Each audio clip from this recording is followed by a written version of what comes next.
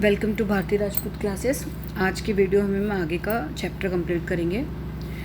Next topic है हमारा उपनिवेशवाद और अफ्रीकी प्रतिरोध। अफ्रीका के निवासियों ने अपने सीमित साधनों के बावजूद यूरोपीय शक्तियों का भरपूर विरोध किया था, है प्रतिरोध किया था, मतलब अगेंस्ट थे उनके। लेकिन उनके ज़्यादातर प्रतिरोध अंततः असफल ही रहे, यानी कि अनसक्सेसफुल थे, कामयाब नहीं हो पाए थे। ब्रिटिश पत्रकार एडवर्ड मोरेल ने कुछ समय अफ्रीका में बिताया था और उन्होंने वहाँ के लोगों पर वहाँ की चीज़ों पर जो घटनाएं हुई थी उस पर एक किताब लिखी थी जिसका नाम था द ब्लैक मैन्स बर्डन, यानी कि जिसका रंग काला होता है उस पर कितना बोझ होता है ये। उसमें उन्होंने अफ्रीकी लोगों के प्रतिरोध की असहाय स्थिति की इन शब्दों में लिखा है कि किस तरह से अफ्रीका लोग प्रतिरोध तो करते थे अफ्रीका के लोग, लेकिन कितने असहाय थे वो। जो अन्याय और दुर्व्यवहार एक अफ्रीकी अपने जीवन में सहता है उसका विरोध किसी भी अफ्रीकन के द्वारा अफ्रीका में कहीं भी संभव नहीं है, यानी कि जो सह रहा है उसका विरोध भी कोई अफ्रीकन अफ्रीका में कर दे, ये संभव ही नहीं है। अफ्रीकी मूल के निवासी यूरोपीय श्वेत नस्ल के पूंजीवादी शोषण साम्राज्यवाद, यानी कि जो यूरोप के जो गोरे रंग के लोग थे, गोरे नस्ल के लोग थे, तो उसमें पूंजीवादी लोग जिनके पास पैसे थे शोषण कर रहे थे, साम्राज्यवाद, सैन्यवाद, हर तरह से असहाय थे। माजी विद्रोह। पूर्वी अफ्रीका में जर्मनी का नियंत्रण था। जर्मन शासन इस क्षेत्र में के लोगों को खाद्यान्न के स्थान पर नकदी फसल कपास की खेती करने के लिए ज़बरदस्ती कर रहे थे, है ना। वो क्या कर रहे थे, जर्मन शासन जो थे उस एरिया में, वो क्या कर रहे थे कि खाद्यान्न के स्थान पर आप नकदी फसल यानी कि कपास की खेती करो, ये कह रहे थे। यह कपास मुख्यतः जर्मनी के कारखानों के लिए ज़रूरी थी। सन 1905 में एकाएक अफवाह फैली कि जादुई पवित्र जल को अगर शरीर पर छिड़क दिया जाए तो जर्मन गोलियां पानी बन जाएंगी। ये उनका एक अफवाह फैल गई थी। तो लगभग 20 आदिवासी समुदाय के लोग जर्मन हुकूमत से लड़ने के लिए एक हो गए। उनका विश्वास था कि उनके भगवान ने उन्हें इस लड़ाई के लिए आदेश दिया है और उनके पूर्वज इस युद्ध में उनकी रक्षा करेंगे। यह विद्रोह माजी विद्रोह के नाम से जाना जाता है। किंतु जब इन विद्रोही सैनिकों ने अपने भालों के साथ जर्मन सैन्य ठिकानों पर हमला किया तो जर्मन मशीन गन जो थी से करीब 75,000 आदिवासी मारे गए। इसके बाद आए अकाल में लगभग इससे दुगने लोग मारे गए। इसके बाद जो अकाल आया उसमें लगभग इससे डबल यानी लगभग 1.5 लाख लोग मारे गए। नेक्स्ट है इथोपिया का सफल प्रतिरोध, यानी कि इथोपिया ने भी उसके अगेंस्ट एक्शन लिए थे और वो सक्सेसफुल हुए थे।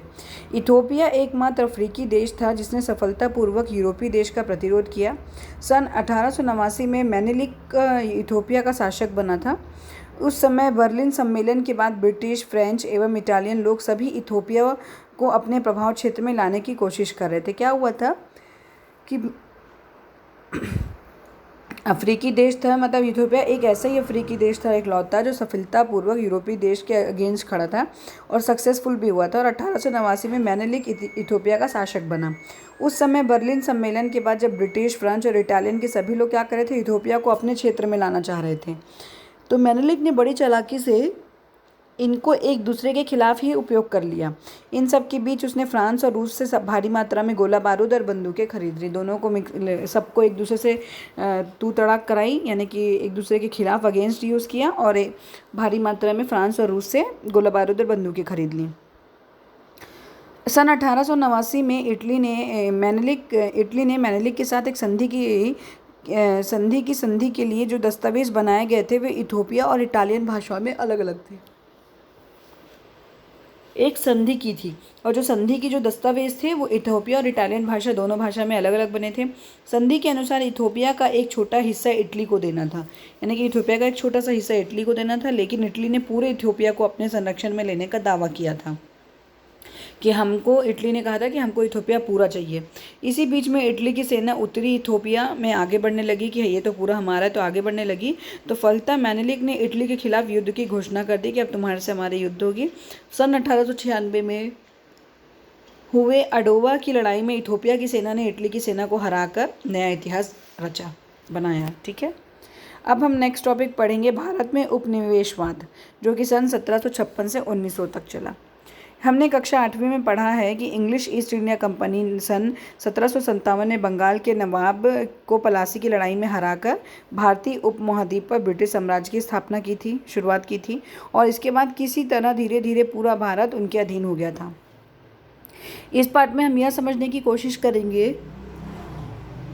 कि किस प्रकार औपनिवेशिक शासन ने भारत के समाज को प्रभावित किया था, कि उसने औपनिवेश करके कैसे हमारे समाज को प्रभावित किया था। तो सन 1757 के बाद भारत का औपनिवेशीकरण कई चरणों से गुजरा। ठीक है, प्रत्येक चरण का स्वरूप ब्रिटेन की बदलती ज़रूरत के हिसाब से था तथा भारतीयों के प्रतिरोध से निर्धारित हुआ। यानी कि ब्रिटेन की जो ज़रूरत बदल रही थी उसके हिसाब से उनका चरण बदल रहा था और भारतीय लोग जो उसके अगेंस्ट थे उसके हिसाब से निर्धारित हो रहा था। एक ओर औपनिवेशिक नीतियों के कारण भारत एक संपन्न देश से गरीब देश बन गया, दूसरी ओर भारत के लोग अंग्रेजों से संघर्ष करते हुए एक आधुनिक राष्ट्र का निर्माण कर पाए और उसे लोकतंत्र और समानता की ओर ले जा पाए। हमने भारतीय राष्ट्रवाद, लोकतंत्र और समानता के लिए संघर्ष की कहानी पढ़ी है। यहाँ हम औपनिवेशिक नीतियों और उनके प्रभाव के बारे में पढ़ेंगे। तो देखिए, एकाधिकारी व्यापार का दौर क्या था। शुरुआती दौर में ब्रिटिश निवेशवाद के भारत में दो लक्ष्य थे। उसने जो उपनिवेश किए थे भारत में, उसके दो लक्ष्य थे। पहला लक्ष्य था भारत के साथ व्यापार में एकाधिकार स्थापित करना, यानी कि उसका ही अधिकार होना चाहिए वहाँ पे व्यापार में।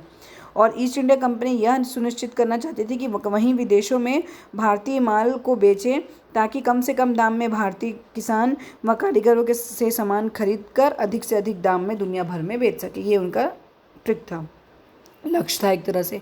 ईस्ट इंडिया कंपनी ने भारतीय व्यापार व हस्तशिल्प के उत्पादनों पर एकाधिकार स्थापित करने के लिए राजनीतिक शक्ति का प्रयोग किया। राजनीतिक तौर पर उन्होंने ये शक्ति का प्रयोग किया। पहले से व्यापार में लगे भारतीय व्यापारियों को या तो व्यापार से ही हटा दिया गया या फिर ईस्ट इंडिया कंपनी के अधीन व्यापार करने के लिए विवश किया गया।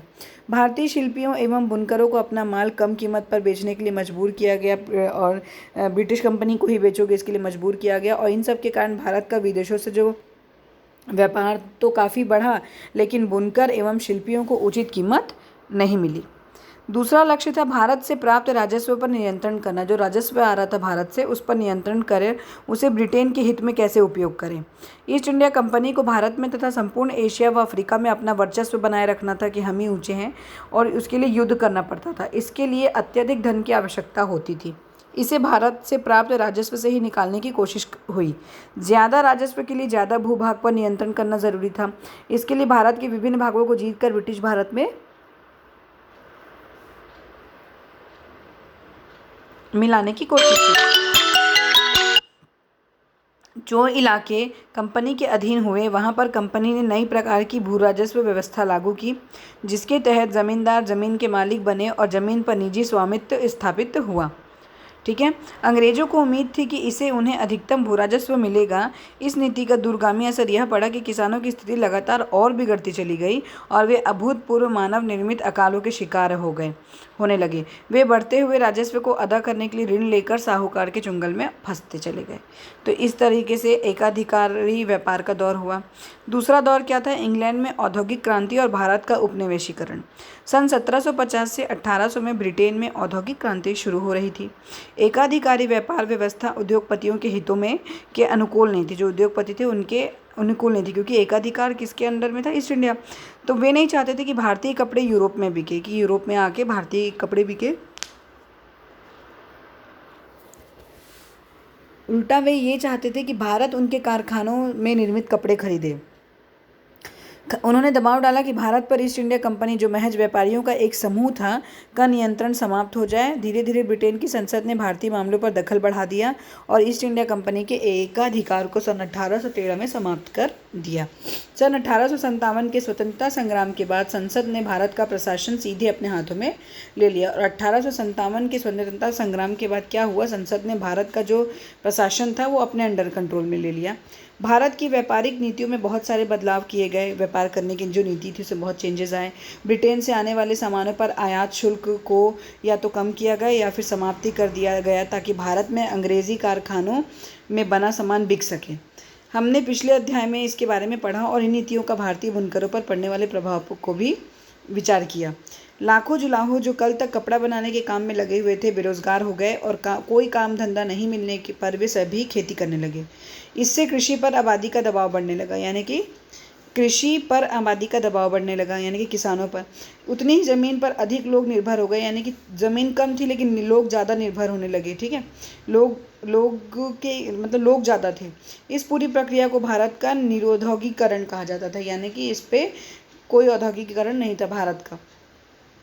इससे हिंदुस्तान गरीब देशों की श्रेणी में आ गया। और इससे क्या हुआ, जो हिंदुस्तान था वो किस श्रेणी में आ गया, गरीब देशों की श्रेणी में आ गया। भारत के गरीब होने के पीछे एक और कारण था, विभिन्न तरीकों से अंग्रेजों द्वारा भारत से धन इंग्लैंड भेजा जा गया। और दूसरा गरीब होने का कारण क्या था कि अलग अलग तरीके से अंग्रेजों ने भारत से धन को इंग्लैंड भेजा। भारतीय राजाओं के खजानों की लूट हुई। अंग्रेजी सैनिकों व अफसरों के वेतन आदि के रूप में भारतीय धन इंग्लैंड भेजा जाता था और वे भुगतान भारत के किसानों के द्वारा चुकाए गए करों से होता था। तो औद्योगिकरण के लिए नील, कपास, पटसन जैसे कच्चे माल और अनाज, चाय और शक्कर जैसे कृषि उपज की अधिक ज़रूरत होती थी। इन्हें सस्ते में खरीद कर वे ब्रिटेन भेजना चाहते थे। औपनिवेशिक सरकार ने किसानों पर दबाव डाला कि वे इन्हें व्यापारिक फसलों के रूप में उगाएं और बेचें। क्योंकि किसानों को लगान चुकाना होता था, वे विवश थे। व्यापारिक कृषि को बढ़ावा देने के लिए सरकार ने अनेक सिंचाई परियोजनाओं को अंजाम दिया, जिससे खेती के लिए पर्याप्त पानी मिल सके। साथ साथ उसने देश के प्रमुख कृषि क्षेत्रों को बंदरगाहों से जोड़ने के लिए रेल लाइन बिछाई। भारत में रेलवे के लिए विकास के लिए अधिकांश सामान इंग्लैंड से खरीदा गया। रेलवे के विकास के लिए किससे सामान खरीदा गया, इंग्लैंड से। इस कारण वहाँ के लोहा उद्योगों को बहुत फ़ायदा हुआ। इस प्रकार भारतीय कृषि को ब्रिटिश उद्योगों की ज़रूरत के अनुसार ढाला गया। जो भारत की जो कृषि थी उसको किसके अनुसार ढाला गया, ब्रिटिश उद्योग के अनुसार ढाला गया। नकदी फसल का उत्पादन बढ़ा और कपड़ों की जगह उनका निर्यात होने लगा। ठीक है, नेक्स्ट है वैचारिक उपनिवेशीकरण। ऊपर हमने देश की अर्थव्यवस्था पर औपनिवेशिक नीतियों के प्रभाव को देखा, लेकिन औपनिवेशीकरण इससे और आगे लोगों की सोच पर हावी होने का प्रयास करता है। यह कैसे, एक उदाहरण की मदद से हम समझ लेते हैं। जब अंग्रेज़ भारत में अपना राज्य बनाने लगे तो उनमें से कई लोगों ने भारतीयों की संस्कृति, इतिहास आदि को जानने समझने का प्रयास किया। वे भारतीय संस्कृति और धर्म आदि से काफ़ी प्रभावित भी हुए। उन्होंने कंपनी सरकार से आग्रह किया कि पारंपरिक भारतीय ज्ञान और साहित्य के अध्ययन को संरक्षण देना बहुत ज़रूरी है। उनके कहने पर संस्कृत कॉलेज और मदरसे खोले गए। इस विचार से के लोगों को प्राच्यवादी कहते हैं, यानी कि प्राच्य यानी पूर्व, अर्थात वे लोग जो पूर्वी संस्कृति से प्रेरित थे, जो इस तरह के विचार रखते हैं उनको हम क्या कहेंगे, जो कि पूर्वी संस्कृति से प्रेरित थे। सन 1800 के बाद कंपनी के कई और अधिकारी हुए जिन्होंने यह माना कि आधुनिक यूरोप का ज्ञान ही जानने योग्य है और यह अंग्रेजी के माध्यम से ही हो सकता है। तो उनका मानना था कि भारतीय ज्ञान की परंपरा किसी काम की नहीं है और उस पर धन खर्च करना बेकार है, व्यर्थ है। तो इन्हें आंग्लवादी अर्थात अंग्रेजी संस्कृति और शिक्षा से प्रेरित लोग कहते थे। जब अंग्रेजी सरकार की शिक्षा नीति बनी तब आंग्लवादी विचार के लोग बहुत ज़्यादा प्रभावी रहे। इनमें सबसे प्रसिद्ध थे थॉमस मैकाले, जिन्होंने सन 1830 में अपनी सिफारिश प्रस्तुत की। मैकाले का क्या कहना था कि इस बात को सभी मानते हैं कि भारत और अरब के संपूर्ण देशी साहित्य एक अच्छे यूरोपीय पुस्तकालय की केवल एक शेल्फ के बराबर हैं, यानी कि जो यूरोप की पुस्तकालय है उसमें केवल एक शेल्फ के बराबर है। कौन सी, भारत और अरब की संपूर्ण देशी साहित्य। यूरोपीय काव्य, इतिहास, विज्ञान और दर्शन की पुस्तकों की तुलना में इनमें कुछ भी नहीं है, यानी कि यूरोपीय काव्य, इतिहास, ये सारी चीज़ें अच्छी, ये कुछ भी नहीं है। उसका आग्रह था कि भारतीयों की भलाई इसी में कि उन्हें विज्ञान, गणित, पाश्चात्य दर्शन आदि की शिक्षा दी जाए।